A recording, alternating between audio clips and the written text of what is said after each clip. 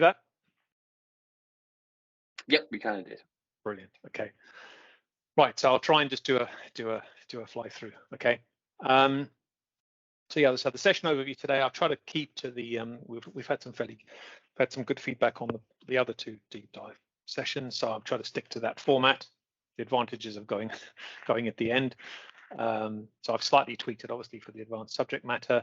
I wasn't entirely sure in terms of the representation of the meeting, but I've assumed that the interest in advanced mainly comes from it'll be obviously suppliers and distributors, some that have that portfolio, that part of the market as key parts of their operations, and then also existing HHDCs and MOAs, MEMS who operate in the half hourly market. So that's kind of who it's tailored for, but hopefully it should be understandable to anyone who's interested. So this is the standard approach, right? That I think all of these sessions have followed, so I won't spend too long on that. But yes, I think the thing will mop up all the Slido questions at the end, and then I think the slide pack gets issued afterwards, and then we can also, I think there'll be a transcription of any answers to the questions, and if there are any that for any reason we can't answer today, we can follow up with. So again, as I pitched this based on an assumption of some existing knowledge of that part of the market. Obviously, if there's anything that needs clarification, I'm happy to address that. So really what we're going to look at is just a quick refresh of the TOM overview for the advanced segment, try and sort of draw out what is and what isn't changing, especially from the perspective of someone who's already operating in the half hourly market today, draw out some of the key MHHS business processes, also stuff around the validation and estimation side of things, which sort of sit under data processing, and look at some of the DIP interfaces and some of the new interfaces that are coming in as part of MHHS. It's a little bit on ECS reporting as well. This is not directly, it's maybe not a core part of this segment specifically, but obviously a lot of that information is going to be sort of relevant, and it's important enough to call out. And then a bit on operational choreography, which looks at some of the timings for submission of data and things like that. All of these obviously have artifacts. There's richer detail there that you can all sort of go and find, and I think that's sort of part of the goal of this is to steer you towards those artifacts if you want to kind of if you're not familiar with them or haven't looked at them yet, is to try and direct you so that at least you can have a look. And obviously then that's part of the design review, and we're sort of seeking comments on and feedback on those. So for those who have seen the old sort of diagrams going on about 3 to 4 years now, I think. So the original sort of segment overview, advanced is that column in the middle, right? So the SVA market is split into broadly three segments. Unmetered, which obviously is sort of an evolution of today's, I guess you could say an evolution of the half-hourly unmetered segment, but with all the non-half hourly UMS moving in with them. Similarly to that, the advanced segment under the TOM is all advanced meters settling half hourly. So that includes all of the existing half hourly market, but it also expands a bit to include sort of what is now the non-half hourly AMR market, where those meters are, meet the standard of an advanced meter. Once they move to settle half hourly, they join that advanced meter population. But these are all the kind of meters that work that way by direct dial-up. So basically not everything in the segment on the left, right? So the smart and non-smart segment includes all the SMETS meters that go in and all the legacy sort of trad meters. All three of those segments then sort of funnel data into central systems, which then obviously does all the calculations. And then there's some additional capability in there for load shaping, which is only distantly touches advanced, as I'll get onto. It was mainly designed to support the smart segment where there are opt-outs for domestic customers from some of the half-hourly data access. And then the registration service, which is the evolution of today's, say, MPAS SMRS service, is the kind of glue that links all these things together. All the reference data and everything is sort of flowed throughout. So certainly the top line, the sort of the metering side of things isn't that different to what we have today, where we have non-half hourly. Instead of having a non-half hourly part of the market with metering activities, and then a half hourly, those sort of segment into smart and legacy meters, which sit in that one segment, and then advanced meters sit in the advanced segment. So yeah, quick thing. So what isn't changing? I mean, if someone is operating in the half hourly market today, either as an HHDC or as an MOA or a MEM, there's a lot of stuff that isn't being touched directly, impacted directly by MHHS in terms of retrieval, how you pull the, what will become the advanced data service, but how they pull the consumption data from the meter, that bit's not being left alone. Any sort of the physical site work, most of the things that they go out and do is largely just the same as existing processes. We still have things like transfer of MTDs, because half hourly MTDs are, they're quite complex, and they've got more information in them that that the 268 is still the flow that holds that information. Currently, there's not a great case for changing that. Other things like commissioning and sort of sending measurement transformer information and things like that, and then sort of your protocol approvals and proving tests, and anything that sort of links into like metering codes of practice and all that kind of stuff, that should either be the same or just get ported over from what an HHDC had to do to what an advanced data service had to do. Things like fault notifications and resolution, again, the site side of things is the same, and most of those flows that support that aren't being left alone.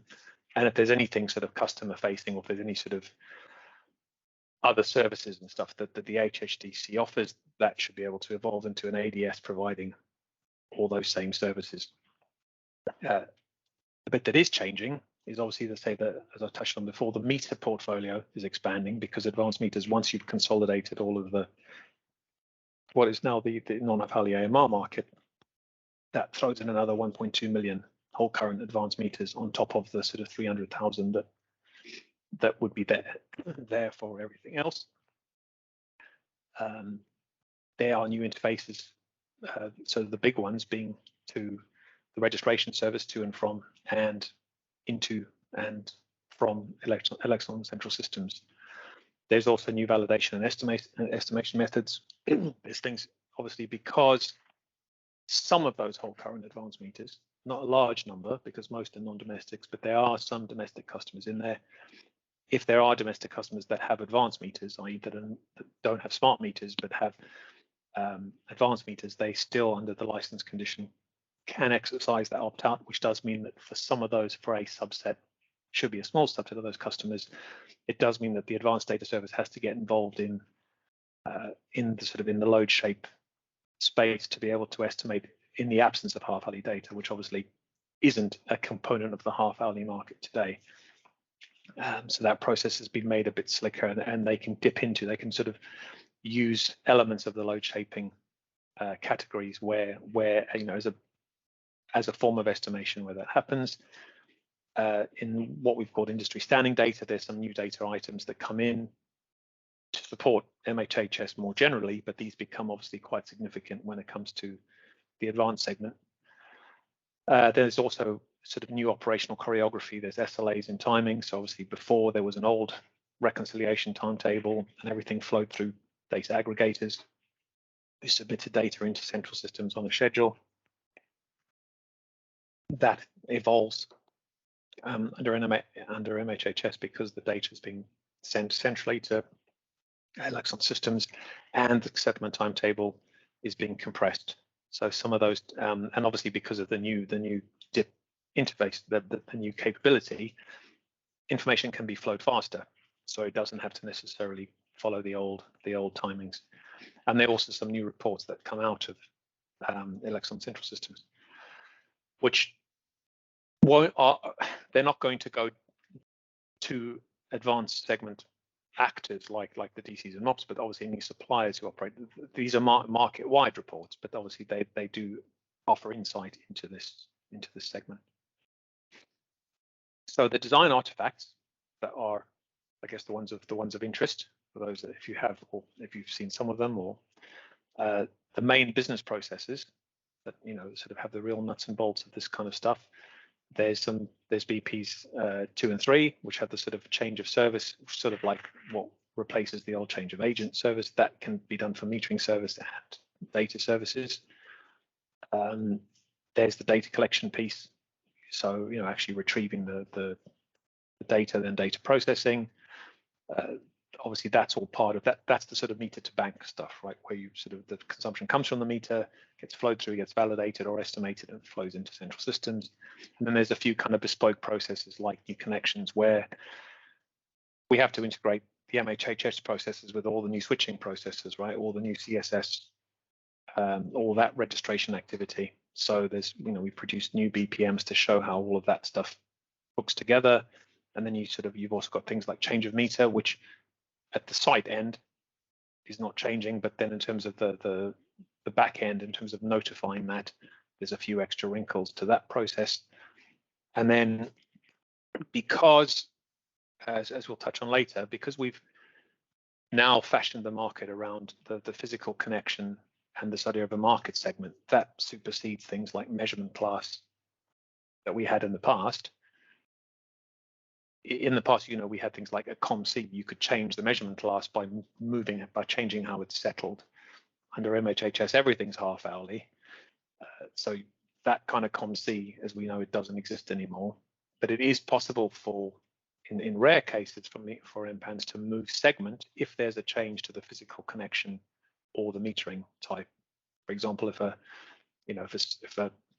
advanced meter got swapped out for a SMETS meter, things would move segment. But unlike COM-C, it's the physical attributes of it's either the metering at site or the physical connection that has to change for something to move segments. So we expect Empans to be much stickier, and there's not going to be a lot of movement between segments, but we still need a process which we've developed for when it does happen, because it does get a little bit tricky in terms of orchestrating that whole process.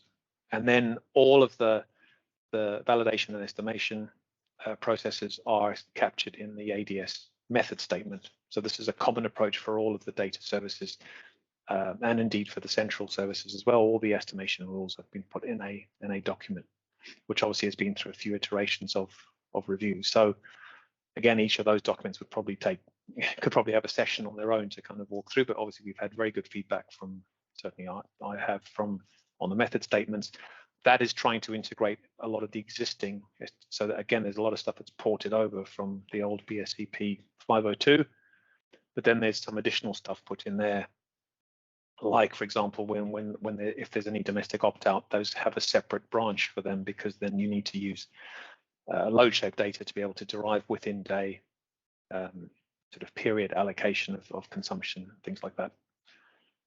Then obviously in the industry standing data, which I sort of touched on before, there's some new entities that get introduced there.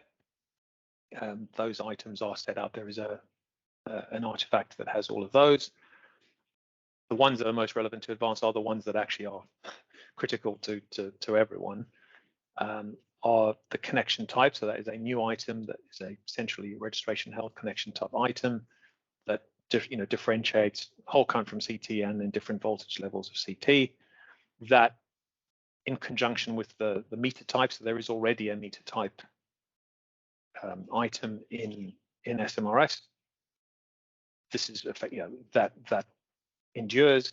Being able to then, the permutations of connection type and meter type can actually tell you what your segment, what the market segment is, and then that's, so you'll either have unmetered, smart, or advanced. Then with it, that's likely to come with some mappings. I think some of these were still developing the detail of it, but obviously, there should be a very clear there are a set of rules, so that someone knows that this combination of connection type and meter type is this segment. The idea being that then the market segment is not set. No one has to actually update it. The rules, those other items actually determine what it is. So if the meter changes, the segment will change in step with that. So we're not leaving a dependency where someone has to go in and update the segment, and if they don't do it, then things end up not matching. There may also be some kind of mappings to look at, in terms of the metering service, for example, if something moves whole current to CT, but that's something, again, that's still in development in terms of whether that is actually needed, or it depends how some other aspects of the design, I think, finish up. Then I guess one of the other quite significant changes is the creation of a DUOS tariff ID, which sorry, I've got a typo I need to fix. But so the item that used to be LLFC ID, which served two purposes, it was also it started life as being an identifier for line losses, but over time it's actually evolved more into an identifier of how things are charged for DUOS purposes. So actually there's a sort of many to one thing where actually there's tends to be the same sets of loss factors just replicated many times, because the LLFC ID actually has information about the, whether it's the connection or something, which then informs the way it's charged. So one of the key features of MHHS is to actually split those out, to actually make LLFC into the DUOS tariff ID, preserve that for charging purposes, and then sort of spin off a new item. Those two are obviously still interlinked, they're still connected. Then a line loss factor ID, which is a unique set of line losses. And then with sort of having pointers between the two, it decouples the way things are charged from the way losses are calculated, which is something that we're able to do because you have all the data centrally. You can aggregate data for charging differently to how you apply losses. There's also new load share categories, which, as I mentioned, are mainly for the smart segment, but some of those are usable in estimation where if they are domestic customers with advanced meters who exercise their data access opt-out. And then obviously you've got your usual stuff like your consumption component classes, but there will be new ones which are sort of based on much of those items above. And then there'll be a settlement timetable, which obviously drives the operational choreography stuff. And then there's also going to be something, so anyone who uses the DIP, there needs to be some form of role management for DIP users, and that I think that is also still, I'm not sure exactly of the status of that, but then that entity will obviously be part of ISD as well, because there may be specific information to use the DIP that is different from your sort of legacy SVA market role stuff. So interfaces, obviously there's an interface catalog that sets out all the MHHS DIP interfaces. I think the big ticket ones for advanced are these are sort of in reverse order, but there's interface 33, which is the one. So in current processes, most of the appointments it's a kind of split up process where you have sort of 155s and 151s, and then that's affirmed via 205. The MHHS processes just route everything through registration with sort of synchronization type messages. The notification of a service appointment flows from registration. All MHHS participants basically have that in, the agent type roles, use that interaction to accept appointments. The IF21, which is the sort of the UTC, the settlement period consumption data, that's the data that flows into central settlement. Then there's also a kind of a call for, there's a settlement period consumption data replay interface where you can get a replay of historic consumption submissions. I think that's in there. Then there's also a change of energization status 1 and IF6. So what used to be the old 312 process, there is obviously still meter asset information that's held in registration. There is an interface to update that then also uses the DIP. Obviously, DTN flows remain for bilateral exchange of MTDs and readings and sort of commissioning information, all of those.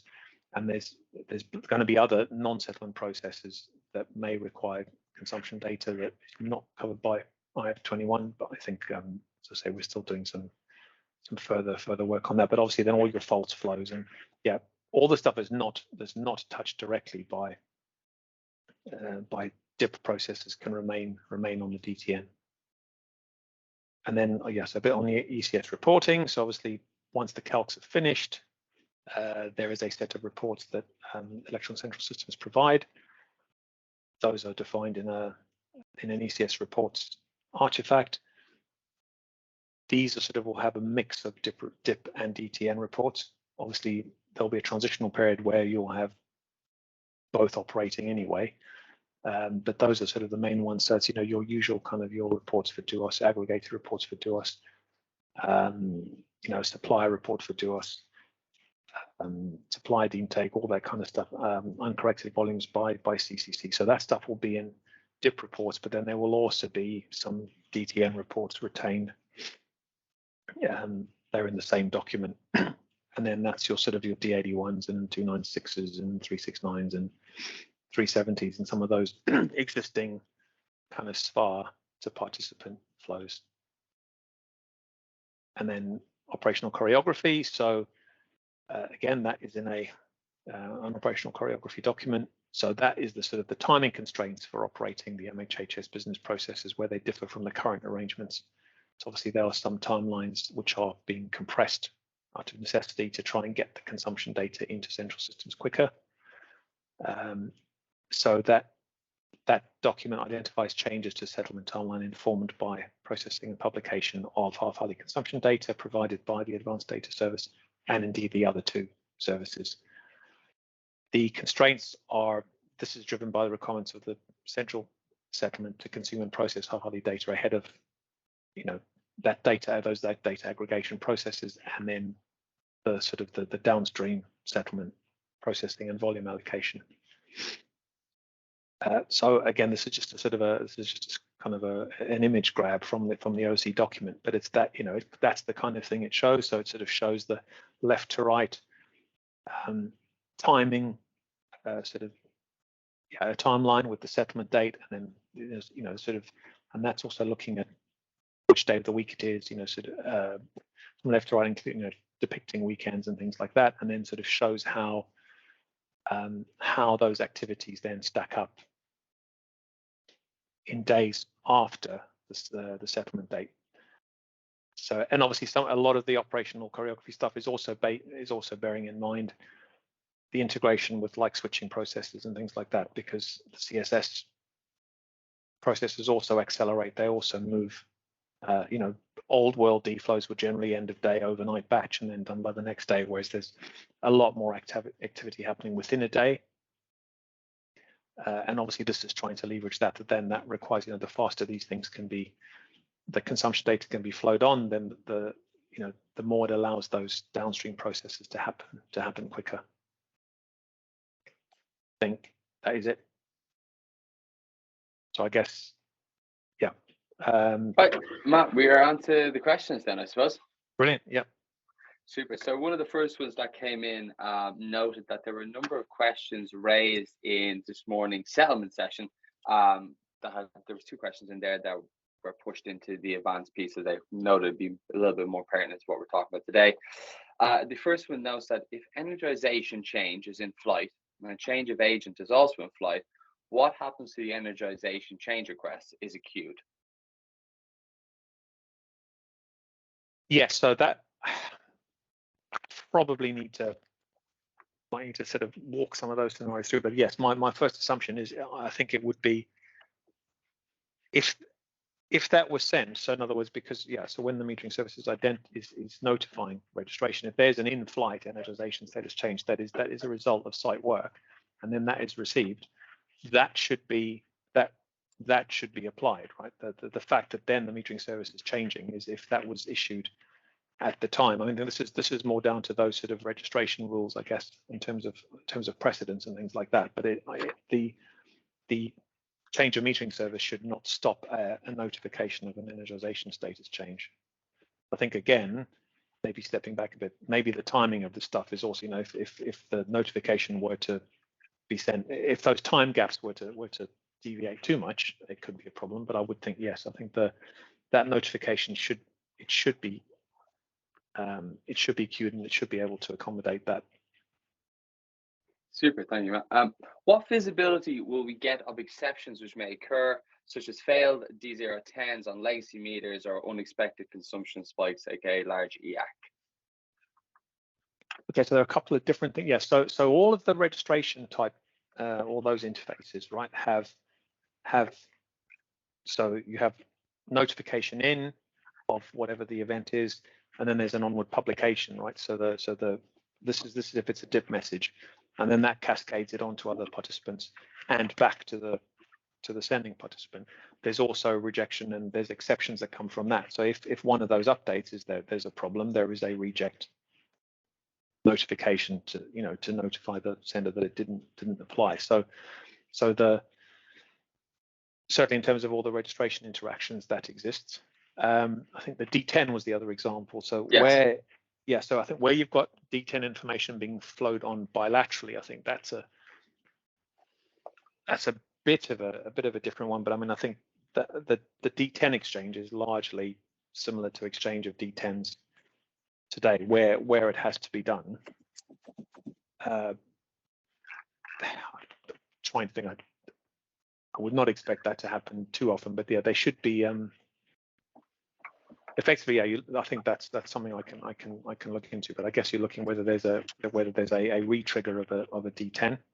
I mean, the actual use of D10s is it's basically cumulative readings most of the time. It's not a and then there's also estimation methods and stuff to try and compensate for that. But I think there is a section in the method statement that talks about readings received from a reliable or data from another source. So obviously the assumption is that all register readings, if you can obtain them, if the data service is obtaining them themselves, they have it directly. If they've been passed that reading, yes, they obviously need to validate whether that's correct. If they don't think that is correct, they have to use alternate methods to estimate that. What was the third option? There was another option. I think there was a central system option.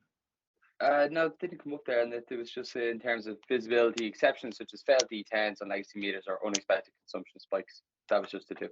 Yeah, so that was just to say that then obviously the central systems will also do some measure of that too. If the IF12, so any of the information that comes in, I think there's two different branches there. There's whether the data actually the message that comes in is somehow not information that doesn't look right. That could lead to a rejection, but you could also apply consumption that causes a volume spike. That there will also need to be checks in the sort of sensible checks in the central systems to make sure that those if there's large swings that those are at least flagged just to check whether they're correct or not. Super. So that is the questions that came out of the settlement piece this morning. Just on the rest of the questions down the slide, I will be going in the most upvoted order. First question, what is the plan for non-half hourly AMR electricity meters? Has a decision been made on would they be part of the advanced or traditional segment? So that's an excellent question, and I hope that did come out in the earlier part of the presentation. Yes, absolutely. Provided that they obviously meet the criteria for, assuming that they have the working communications and everything else. I think we've also had questions about if there's a rump of sort of AMR meters that for some reason don't operate properly.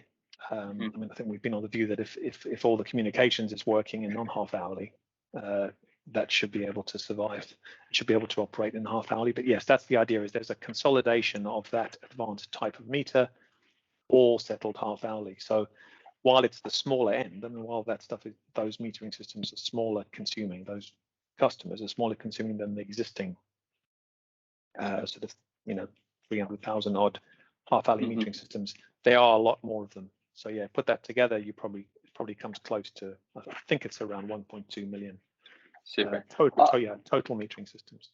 Off the back of that, then we've someone asked on the reverse. What's the process for non-comms AMRs?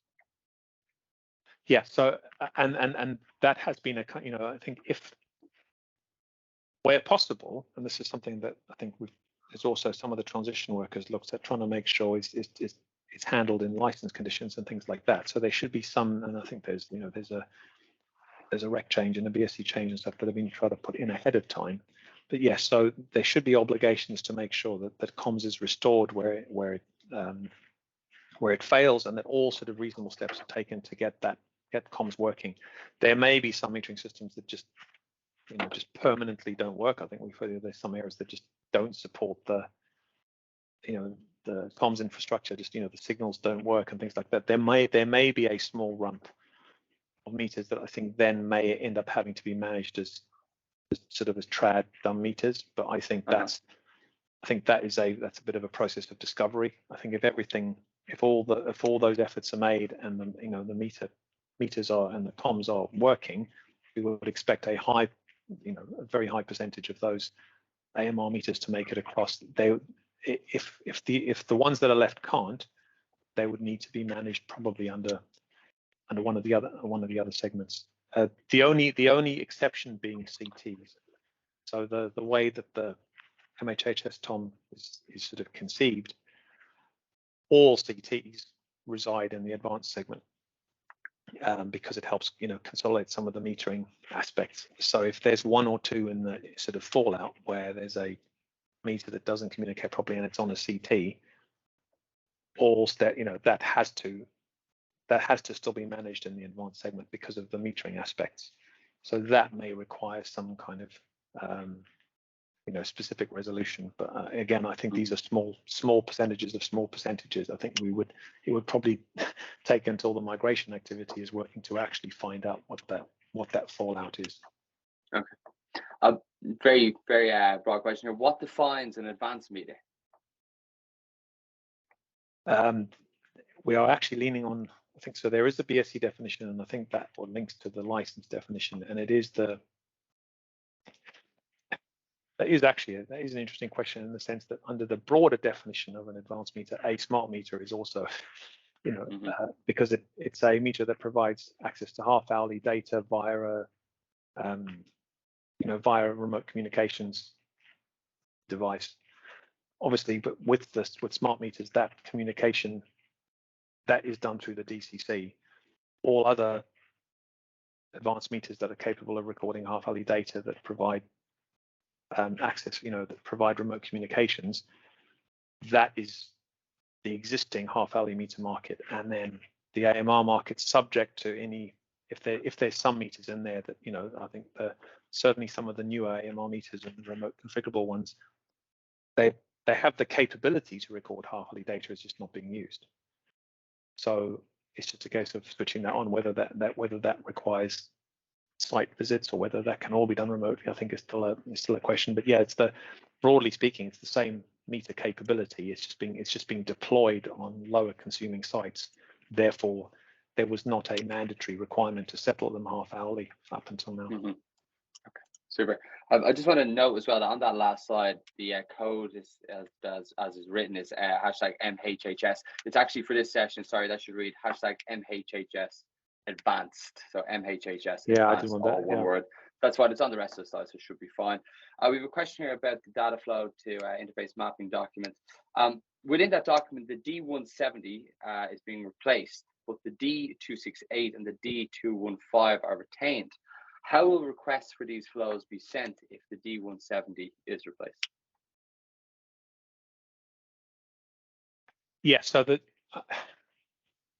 most of the triggers to send them, because obviously the participants are then all sort of integrated into all of this sort of registration linked appointments, is basically the triggers. There are other triggers to do it. So there is a trigger will come from another. There'll be a notification that then prompts the sending of those flows. So it should not be required for a participant to ask for them, because that automated process should trigger them. Okay, super. The question here is asking, interface 16 is consumption replay, but within the design artifact BP003, it also refers to the sending or receipt of D275. How will historic data be exchanged? I mean, so this might be one where I think we're probably going to issue some clarification, I think, and stuff next week, because some of the discussion around flows gets a bit because there's basically 4 half-hourly consumption flows, right? There's the sort of in the old world half-hourly. There's the D36 and the 275, which are the same information, but one is a UTC flow, one is a clock time flow, and then for elective half-hourly, there were sort of clones of those flows, but higher resolution, sort of more precise flows that went down to what hours. That was I think it's the 379, 380 or whatever it is. It's two adjacent ones. So often when we talk about D flows, there's all of those ones kind of. Really, the 275 is the UTC one. That is the IF, the the consumption IF, so basically any of the dip flows that contain consumption are actually modeled on the higher resolution version of the 275. So it's structurally like the 275, but with but down to watt-hour precision. So it's like, you know, it's extra decimal places. So it's still more like the 375 than the 36 in the sense that it's UTC. You know, you could consider it a higher precision version of the 275, but yeah, there is actually an existing flow which I can, as I say, I'm not sure, I get them mixed up sometimes which round they are, but yeah, it's so then for elective half hourly the same thing was done, right? There was a clock time version and a UTC version. I guess prior to MHHS, some of these things are optional. So like some, you know, some agents can by agreement can vary which ones, you know, some people use 275, some systems are in UTC, some systems are in clock. Under MHHS, the proposal is to standardize around UTC because most of the other systems that operate in UTC, and I believe actually the data that comes out the meter is sort of UTC native or whatever. So yeah, that IF is basically like a high resolution version of the 275 in that it's UTC. For non-half hourly MEM, which I think is material error monitoring, will send a D313 to the supplier, but this does not feature on the change of metering design artifact BP009. Where does this fit into the change of metering process? Yeah, so I think this actually comes back to the point before, is that obviously where you have the NHH non-half hourly AMR market today, then obviously you've got the 313 with the, you know, the ancillary communications information. But when everything is moved half hourly, the whole of that market will use the 268. And the 268 has since been, I think there was a change not long ago, all the information that is in the 313 is also in the 268. So, you know, from a MTD point of view, it goes from needing 3 flows, 149, 150, and 313, to just being able to use a 268. So yeah, because everything's consolidated half hourly, all of those metering systems, yeah, there is no non-half hourly MTDs anymore for those meters. They're all sent as 268 half hourly MTDs. Correct. For AMR that are currently settled non-half hourly, how will we know about time of use structures and switching times without TPR information? Yes, so this is if there was one question I was expecting, it might be. So yeah, so there is an element there where I think in terms of some of the consequential work, we're looking at that, because obviously the billing information and the tariff information would be linked to that SSC, and obviously there is a desire to preserve that. For settlement, the way the MHHS settlement processes are designed, they don't need anymore. They don't need, as long as either the half-hourly data can be retrieved directly from the meter, or where there's even a need to use load shape data for if it's, you know, that can all be done based on cumulative readings. So as long as half-hourly data from the meter is flowing into settlement, the billing, the sort of tariff configuration is still useful, obviously for billing, but it's sort of being decoupled from a settlement. So you don't have D19s and that kind of thing. So I think there is a piece of consequential work that the Retail Energy Code is looking at, which is obviously, well, yes, you know, the SSC is no longer, you know, the idea of SSCs and TPRs are not part of the MHHS settlement processes. However, they still contain useful information about how, you know, registers switch for billing purposes and things like that. So obviously, yes, there is an intention to retain that stuff, but, you know, but not, yeah, it doesn't have a settlement use anymore. But so in other words, the MTDs and stuff don't need to flow that on, but there needs to be some way of holding the information so that we don't lose anything. So I think that is a piece of consequential work that is, I think, that has started. Super. What is the source of the 1.2 million whole current advanced meters? It seems a bit high. I mean, some of this was based on I mean, I actually requested it some time ago.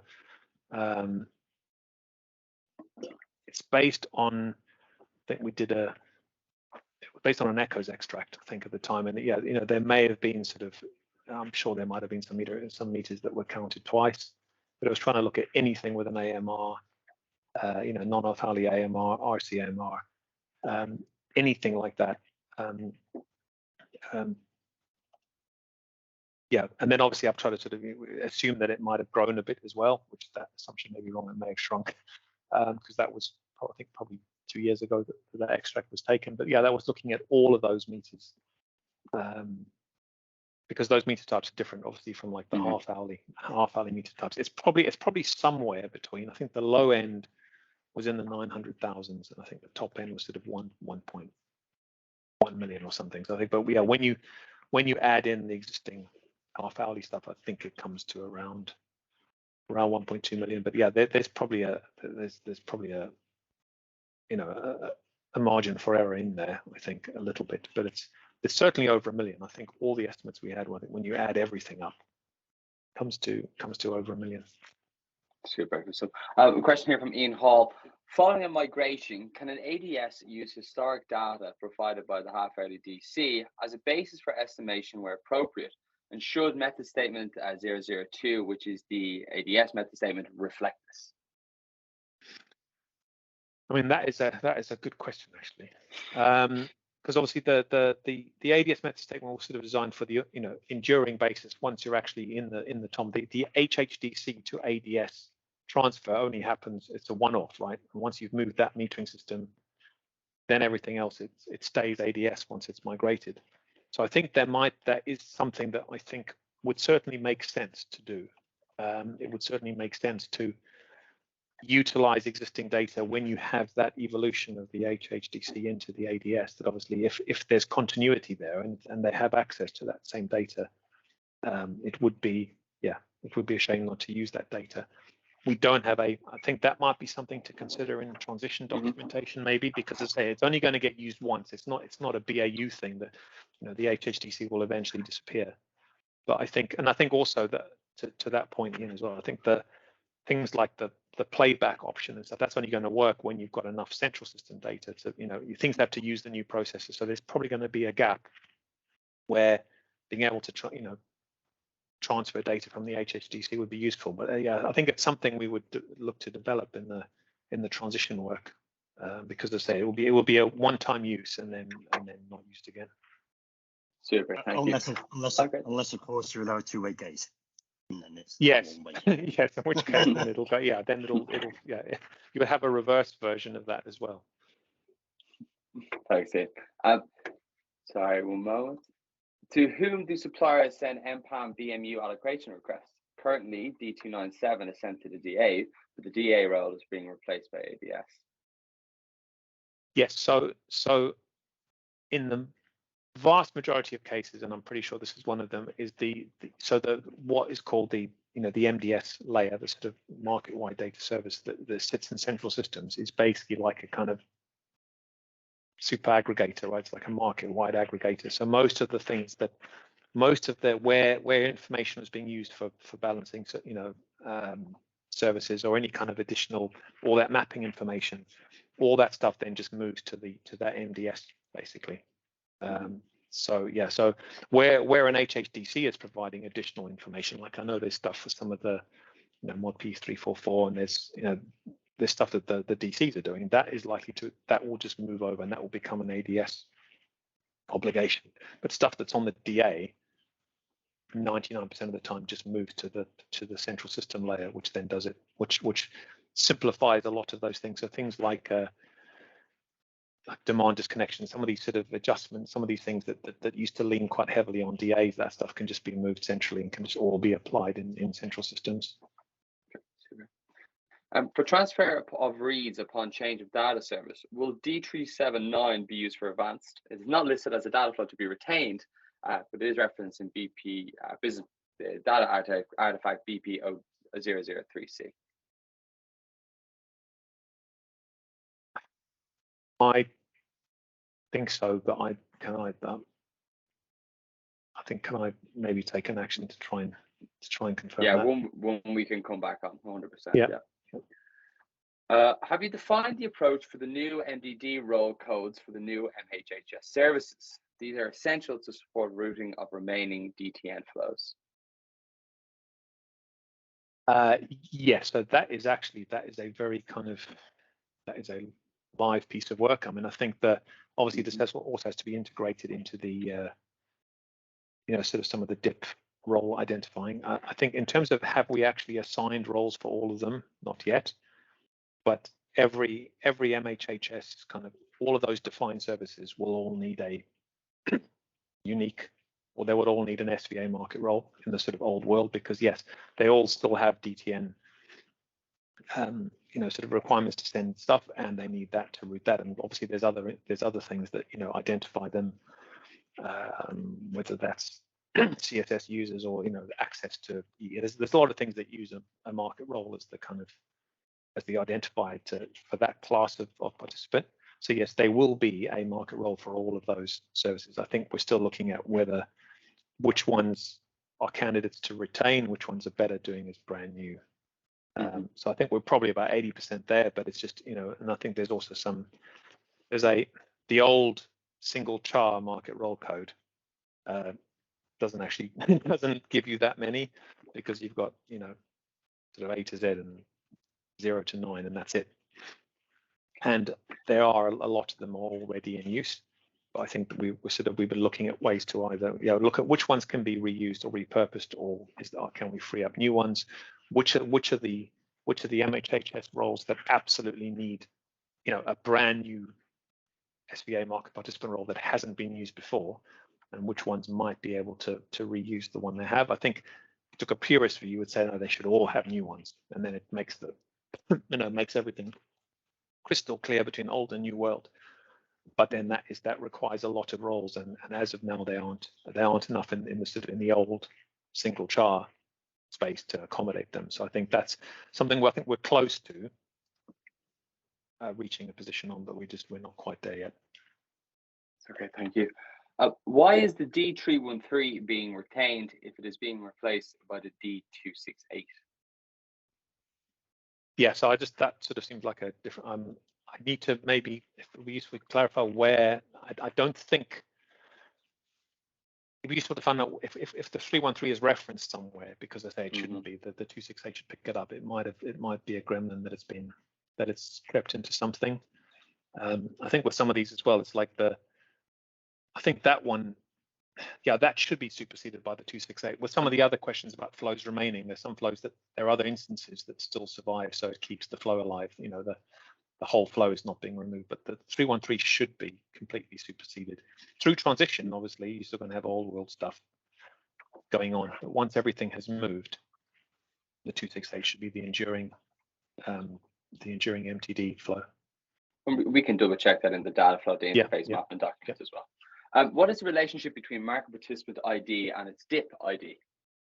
Yeah, so this is one of the big sort of, this is, I think, something where that because there needs to be some sort of join there as well. So I think that is part of what there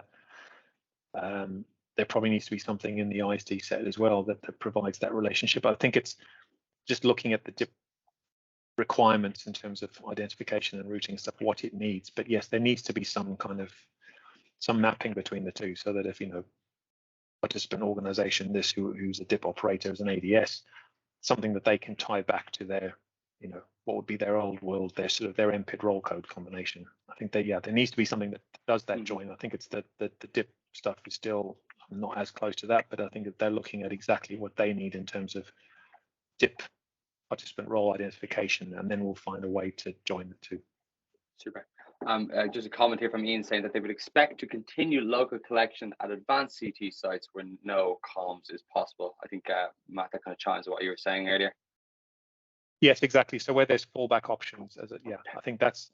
I just think, the question before was more about sort of enduring no comms, and I think, as you said, like with CTs, because CTs have to, there has to be a way to source that data, because you can't kick those into another pot. That for intermittent comms dropout stuff, local collection of data is still the plan B. I think it's more about whether someone tries to argue that some whole current stuff, you know, non-Hafali AMR today is just not suitable for, you know, that there's some enduring problem why it can't be settled in the advanced segment. And I think we have the wait to see whether those get drawn out. But that is reassuring to hear that from you. how does the ADS know who to receive MTDs from for a proposed appointment? Are MTDs only received after a confirmed appointment? Design artifacts, business process 003 and business process 002 appear inconsistent in this regard. Okay, I mean, that's another one where maybe I'd be happy to pick up in terms of looking at the example. I mean, the idea then, obviously, because the registration service holds all the appointment information, as the appointment sort of life cycle is moving on, that then sort of that triangulates all the information. So once a successful, so I think what you have is you probably have two stages. So you have what looks like a provisional appointment, you know, where especially where the appointment is sort of driven by a switch, by a change of supply. There's a life cycle, switching life cycle as well in CSS, where you get pending switch and everything else. So there is kind of a two-part process. So where there's appointment in flight that is subject to a pending switch, there's an initiation, there's a transfer of MTDs that gets done, because at least you know who the incoming metering service is supposed to be. That triggers a 268 transfer then. But then when that's formalized, when you have your secure active notification and everything else, and the switch is definitely going ahead, that then sort of formalizes that. But it's the key is that it's the registration service holds the old and new, and that's what it uses to sort of flow the information. So rather than needing sort of 148s and 170s and things like that, the data that's held on registration is the thing that says, oh, okay, you need to send 268 to this participant because they have just been appointed from this date. Thank you for that. In interfaces 1, 2, 33, and 36, there's a reference to a related Empan indicator that item doesn't exist. Is the population of those groups the real indicator? If it's related in terms of the old the old MRA concept, that is something which I believe has been introduced for switching, so that, you know, where you've got sort of primary and secondary import Empans that need to be switched together. Because that information was all previously inferred from the meter switch time code, the MTC. So that item is there, but it's a switching construct, not an MHHS construct. But it's where the things switch together, they may then also require common processes for other things, such as, you know, appointments or whatever. So the MHHS proposes to introduce an additional association between import and export metering systems at sites, but then that's a different association. So that there is the concept of sort of related.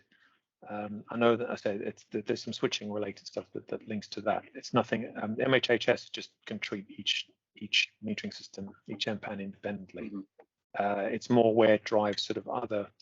If they have to switch together, then there will be some sort of concurrent activities that it makes sense to do them all at the same time. Okay, super. Thank you. We've got a very interesting question coming in here now for certain appointment scenarios. So if there's a coincident COS and CSP, what appointment scenario will be populated?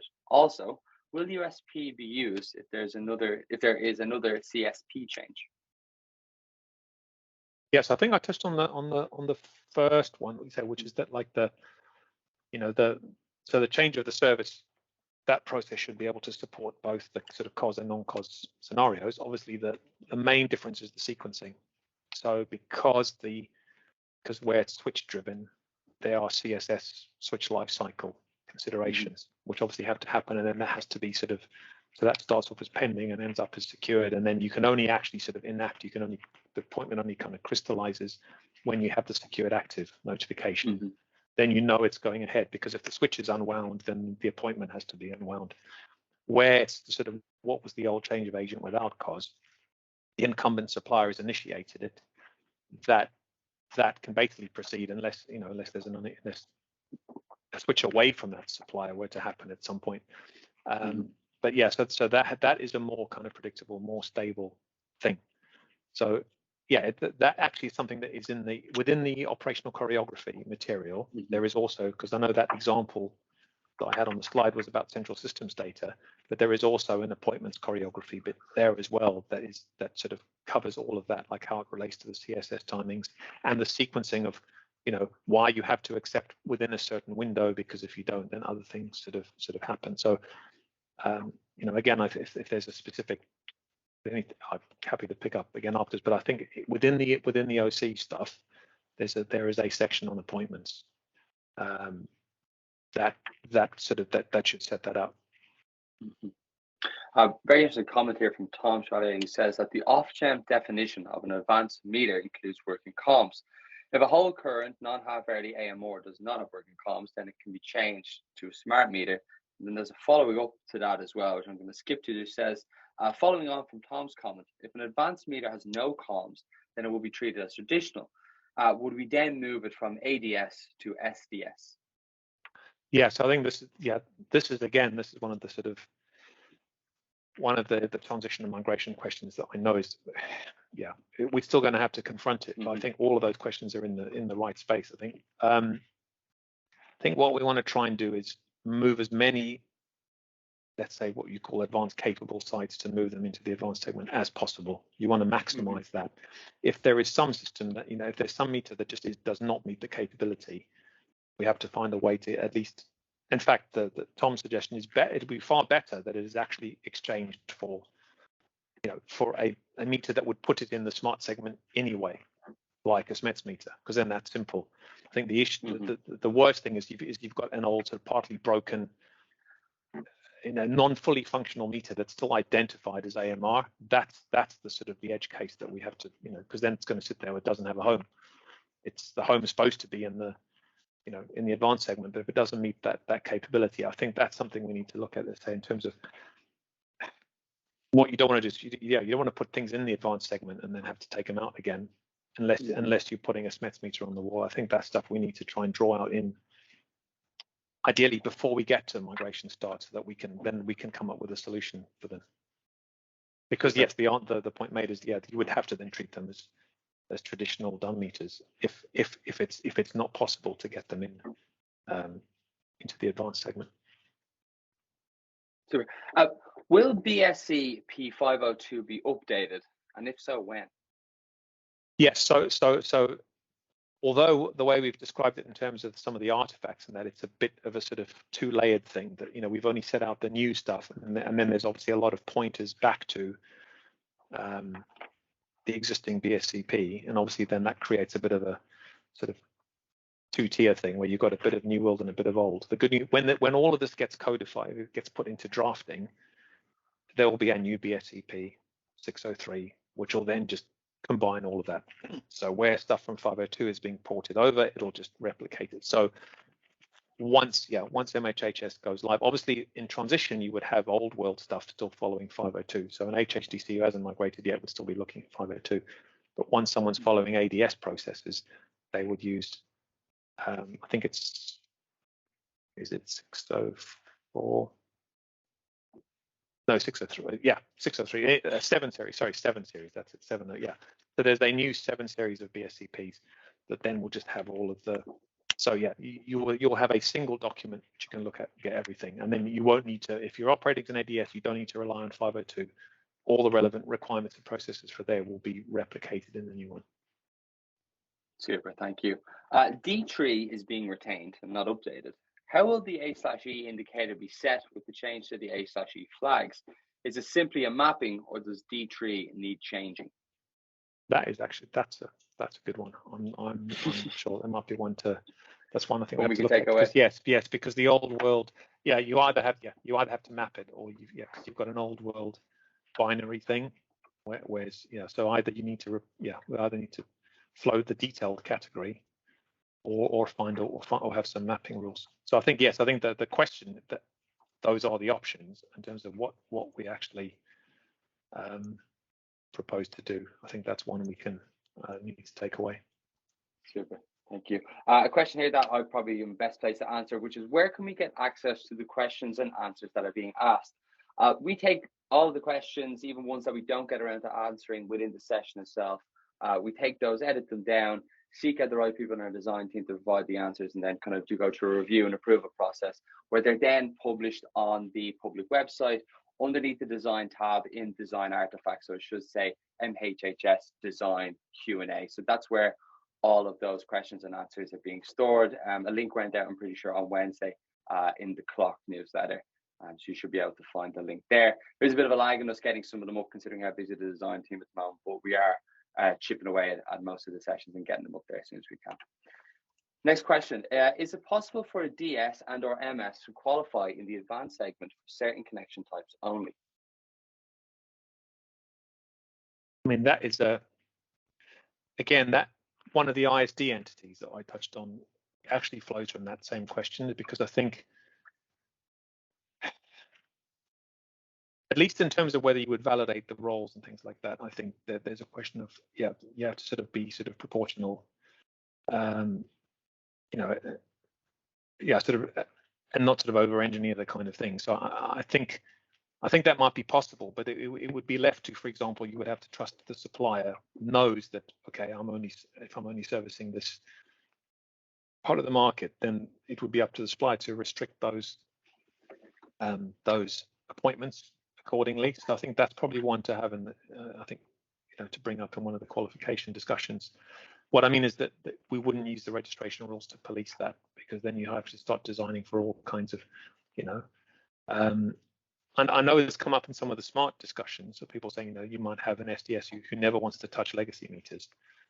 You know, that's going to happen. So those are, well, why do we need to support all these legacy processes? And then there's a question of, well, what if you inherit one that you didn't expect to, but, you know, due to whatever, you know, you've been appointed to metering systems and suddenly you discover them. So I think it's just about that. It's what's a kind of minimum capability that, at least if you end up being appointed to one, even if it's an error or you know, in good faith, but you've ended up, can you still manage them? So I think that is a discussion worth having in the qualification thing. I think the big one was obviously whole current and CT. That division has already kind of prompted questions. You know, I don't think you would necessarily want to segment within CT between the voltage levels or things like that. I don't know if there's any other examples of which, you know, where if it's, you know, the meter type should all be common. So I would have thought that would have been more a metering service question. But I would have thought data service, if the meter's all commonly capable, there's no technical limitation in terms of what the ADS can support. It's just a contractual, it's a commercial choice of which ones they want to do, and that should come out in their appointment discussions with suppliers, just saying, I only want to be appointed to these metering systems. Super, thank you. Then another great question here from Ian's asking, will there be a comparison document which says conclusively what is being removed from the ADS service, i.e. isn't being ported from BSCP 502, and what is new? And I think that is something, I mean, I know we've just started, you know, kicking off the early phase of prototyping, or we're doing some sort of proof of concept stuff for code drafting. But I think that is, my sense has always been that in that new BSCP, in that enduring 702 or whatever it is, 3, that traceability needs to be done as part of the drafting, so that, you know, if you know, yeah, that someone reading it should sort of know, at least there should be some kind of hook, there should be some kind of backward traceability thing to say that this originates in, you know, in 502. I guess my hope from having worked on the method statement is that that does sort of chunk up by section. So like where you have things like fault sections or commissioning, or a lot of those whole sections that are just lift and shift, should be quite easy just to call them out, you know, and just to say, I guess the interesting thing is if the process itself goes over, but maybe there's one interface somewhere that changes, it's still largely the 502 process, but it's had a few little wrinkles in it. So I think, yeah, I think that's something to make sure that that's signposted in the drafting. Super, thank you. Notes here saying that there was a typo on slide 13. We assume it should say advanced and not UMS. This is definitely something we can take away and have a look and make sure it's settled before we send out the slides. A question here saying a failed proving test currently results in an E flag assigned to meter values. What E flag should be assigned? That's one of the estimators of the consumption should have been designated as estimated. That might be one. Yeah, I mean, if you're going to publish the questions at the end, I can try and have a look and confirm that afterwards. No problem at all. Blanca, thanks very much for your feedback on the presentation itself. Very good and clear presentation. Very good and knowledgeable presenter. That's for you, Matt. We don't often hear that for all the design team. So I'm sure. Just out of we're interest, Kevin, envious. how far through the questions? We have one more question left. One more. One more question left, which I can answer, which is when will recordings and slide pack from this and earlier sessions be uploaded on the MHH website? We have everything up to last week uploaded as of today. We're hoping to get the 3 sessions, so 2 from today and 1 from Wednesday, recordings and slide uploaded onto the website today. If they're not up today, they should be up early on Tuesday. That's good. Then I'll have to correct the typos in the slides quickly. Don't worry, Matt. I'll have someone from the PPC team chase you down on that. So that's it. That's all for the questions. Thank you. Thank you so much, everyone. That went Thanks very very much, folks. Have a great day. Have a great weekend. Thanks a lot. Have a good day. Thank you. Bye-bye. Cheers, man. Thanks, Kevin. Take care. Bye. Cheers. Cheerio. Cheers.